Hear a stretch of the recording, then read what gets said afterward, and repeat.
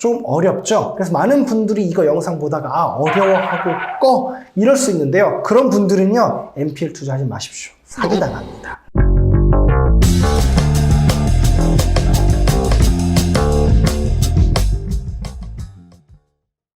네, 안녕하세요. 형사전문 변호사 용석우 변호사입니다. 오늘은 NPL 투자 사기인지 아닌지 구별하는 방법에 대해서 한번 알아보도록 하겠습니다. 금리가 오르면서요, NPL 투자라는 게 점점 많아지고 있습니다. 이 NPL 투자라는 게 잘만 하면 안정적인 투자처가 될 수 있기 때문에 많은 분들이 이거 해야 되나 말아야 되나 고민하시는 게 많은 것 같습니다. NPL 투자라는 게 많아지면서 최근에는 NPL 투자를 이용한 사기도 아주 많아지고 있습니다. 그래서 많은 주의가 필요한데, 오늘은 NPL 투자라는 게 뭔지, 진짜 NPL 투자와 사기를 구별할 수 있는 방법은 뭐가 있는지, NPL 투자 사기를 당했을 때 어떻게 대응하면 좋은지 한번 말씀 나눠보도록 하겠습니다. 자, 먼저 NPL이라는 거 처음 들어보신 분들도 있을 건데 이게 뭔지 한번 설명을 드려보겠습니다. 간단히 말해서 부실채권입니다. 내가 돈을 빌려줬는데 저 사람이 돈을 잘 갚고 있어요. 그러면 이 영상 안 보시겠죠. 근데 이 영상을 보셨다는 건 내가 돈을 빌려준 사람이 돈을 제대로 안 갚거나 이자를 제대로 안 주고 있거나 내가 돈을 제대로 받아올 수 있나 약간 이제 의심이 들기 시작한 단계, 이걸 바로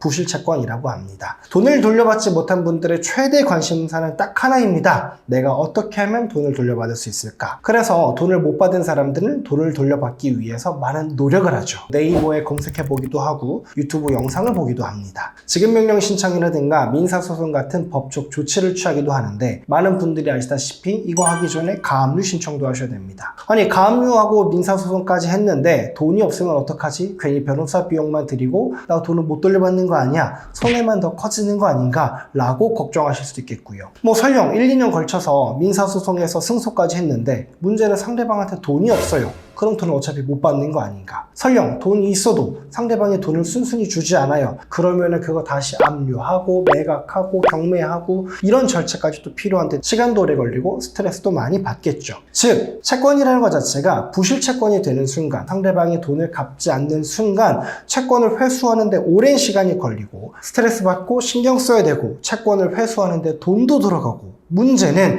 그렇게 많은 시간과 비용과 스트레스까지 받아가면서 돈을 받으려고 해도 돈을 받을 수 있을지가 불분명하다. 이게 바로 부실채권에 주는 딜레마라고 할 수 있겠죠. 그래서 은행은 대출을 받아간 사람이 돈을 갚지 못하면 혹은 돈을 갚지 못할 위기에 있는 것으로 보이면 부실채권으로 평가합니다. 통상적으로 은행의 경우에는요, 이자를 3개월 정도 갚지 못하면 부실채권으로 평가를 합니다. 부실채권, 즉 NPL이라는 게 뭔지 설명을 드렸는데, 부실채권 투자, 즉 NPL 투자가 뭔지 한번 설명을 드려보도록 하겠습니다. 여러분한테 만약에 부실채권이라는 게 있어요. 어떻게 하고 싶겠어요? 한번 예를 들어 볼게요. 여러분이요, 친구한테 1억 원을 빌려줬습니다. 근데 친구가 1억 원을 안 갚고 있어요. 그런데 만약에 용 변호사가 와가지고, 여러분 그거 1억 원짜리 채권 제가 1억 원에 사드릴게요. 그럼 저한테 팔겠습니까? 안 팔겠습니까? 무조건 팔겠죠. 그런데 그렇게 사갈 사람이 있을까요? 없습니다. 만약에 제가 여러분한테, 여러분 그 1억 원짜리 부실채권 제가 1,000만 원에 사겠습니다 라고 했습니다. 팔겠습니까? 안 팔겠습니까? 안 팔겠죠? 아무리 부실채권이긴 해도 10%인 1,000만 원에 파는 거는 너무 저렴하잖아요. 안 팔 겁니다. 그런데 만약에 제가 여러분한테, 여러분 제가 그거 7,000만 원에 살게요 라고 했어요.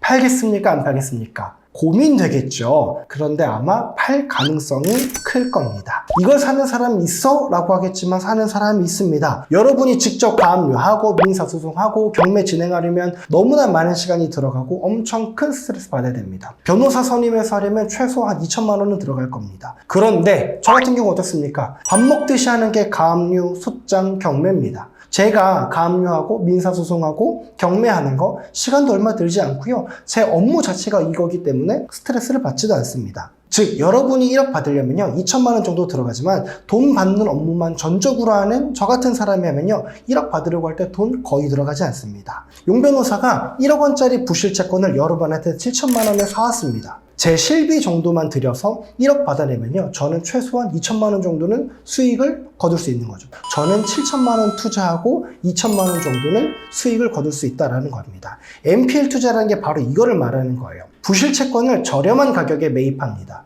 은행 같은 경우는 부실채권을 갖고 있기 싫어요. 이거 받아오려면 스트레스 받고 시간 들어가고 비용 들어가고 갖고 있기 싫습니다. 이거를 저렴한 가격이라도 팔고 싶어요. 그런데 누군가는 그거를 저렴한 가격에 받아와가지고 그 채권을 전부 회수하면은 차익만큼의 이익을 거둘 수 있다는 거죠. 자, 그런데 저한테 한 가지 문제가 생겼어요. 여러분한테 있는 1억 원짜리 부실 채권을 7천만 원에 매입을 해오기로 했습니다. 그런데 내가 7천만 원이 없어요. 그럼 어떻게 할까요? 다른 사람한테 얘기를 하겠죠. 친구야, 내가 1억 원짜리 부실 채권을 7천만 원에 매입해 오려고 해. 이거 채권 회수하는데 1천만 원 정도 실비 들어가니까 2천만 원 정도는 이득이야. 그러니까 7천만 원 투자하면 2천만 원 벌 수 있거든. 수익률 거의 30%는 된다? 라고 말하면서 나한테 7천만 원만 빌려줄래? 라고 하면 빌려줄까요? 안 빌려줄까요? 빌려주겠죠. 이게 바로 NPL 투자자들이 많은 사람들한테 돈을 조달하는 방식입니다. 자, 여기까지 말씀드리면 많은 분들이 이렇게 얘기할 거예요. 아니, 변호사가 한다고 해서 반드시 돈을 돌려받는다는 보장이 어디 있냐.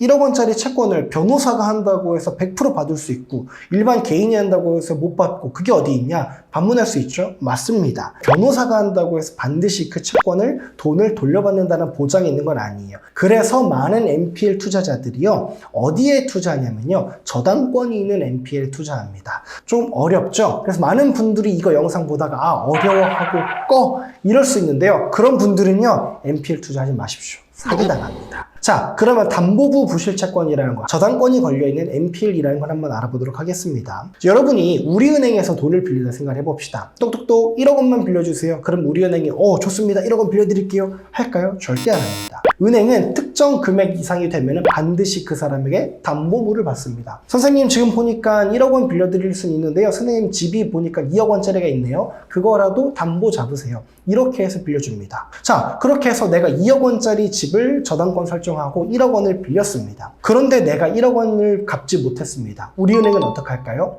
우리은행은 1억 원짜리 채권을 부실채권으로 평가합니다. 그리고 1억 원짜리 채권을 다른 사람한테 팔아버려요. 그런데 채권만 팔 수 있냐? 그렇지 않습니다. 저당권도 같이 넘어가는 거예요. 1순위 저당권자가 우리은행이었는데 그 저당권자 역시도 새로운 NPL 채권을 매입한 사람에게 넘어가게 되는 거죠.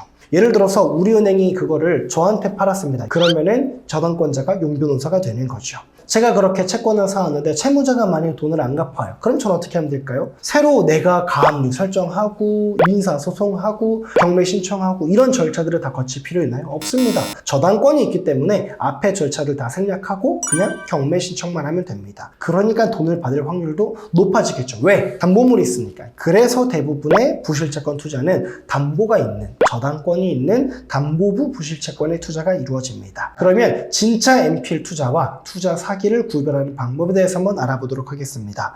간단합니다. 여러분, 수익률 20% 이상 약속하는 NPL 투자는요, 사기다 라고 보시는 게 안전합니다. 왜 그런지 한번 말씀드려보도록 하겠습니다. 생각해보면요, 저당권이 있는 부실채권이 안전하겠죠. 여러분이 여러분의 친구한테 1억 원 빌려줬습니다. 친구한테 1억 빌려주면서 저당권 잡았을까요? 안 잡았겠죠. 그러면은 여러분의 친구가 이제 돈이 없는 것 같아요. 그 1억 원짜리 채권 저한테 팔 때 제가 얼마에 사올까요? 통상적으로 그런 채권 7천만 원에 절대 안 사옵니다. 왜? 채무자가 돈이 있는지 없는지도 모르기 때문에 누가 그걸 7천만 원 주고 사오겠습니까? 저 같아도 여러분한테 7천만 원 주고 안 사옵니다. 그런데 우리은행이 1억 원을 빌려줬어요. 그리고 2억 원짜리 건물에 담보도 설정되어 있습니다.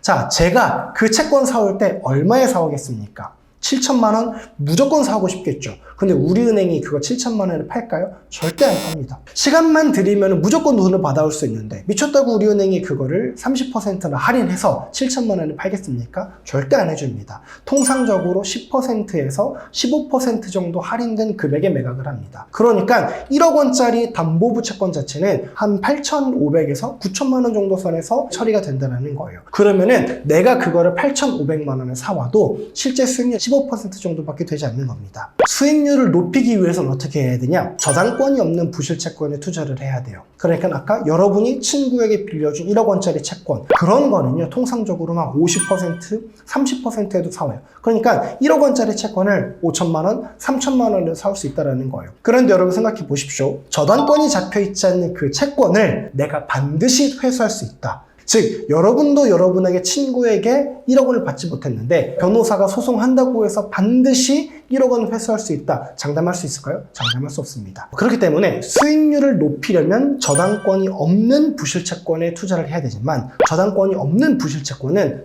돈을 회수할 가능성 자체가 매우 불분명합니다. 그렇다고 돈을 회수할 가능성이 높은 저당권이 있는 부실적한 투자를 하기에는 수익률 자체가 20%가 절대 넘을 수 없습니다. 그렇기 때문에 누군가 여러분에게 나 이거 NPL 투자할 건데 수익률이 어마어마해. 수익률 최소한 20% 이상 돼. 6개월 만에 수익률 100% 보장할게 라고 하는 거에 있었는데 당연히 사기겠죠. 그러니까 누군가 여러분에게 NPL 투자를 권유하면서 수익률 20%다, 원금 안전하다 라는 얘기를 하면 이거는 반드시 사기다 라고 보시면 좋을 것 같습니다.